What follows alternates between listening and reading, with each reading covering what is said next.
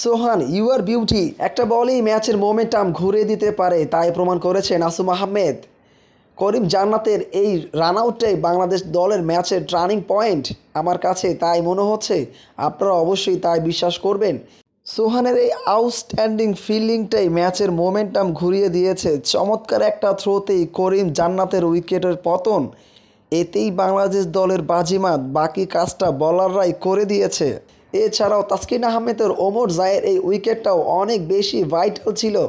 তাসকিনের এই চমৎকার বোলিংটা, ওমর জাই যে উইকেটটা পড়েছে এটাও ম্যাচের আরেকটা টার্নিং পয়েন্ট।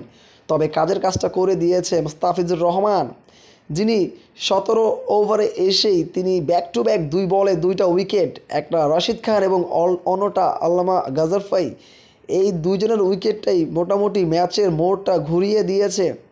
আজকে বাংলাদেশ দলের ব্যাটিং, বোলিং, ফিল্ডিং 3 ফর্মেটে আউটস্ট্যান্ডিং পারফরমেন্স, যার ফলে বাংলাদেশ দলের স্বস্তির জয়, এবং এই জয়ে কিন্তু বাংলাদেশ দল এশিয়া কাপের সুপার 4-এ যাওয়ার যে সমীকরণ সেখানে টিকে আছে।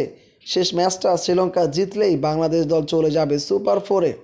তবে শুরুটা করেছেন Nasum Ahmed, Nasum is beauty, Rishad Hossain outstanding, Mustafiz wonderful, Taskin Ahmed colourful, এবং বলতেই হচ্ছে লিটন কুমার দাসের চমৎকার ক্যাপ্টেন্সি বাংলাদেশ দলের জয়ের পথটাকে একেবারে পরিষ্কার করেছে।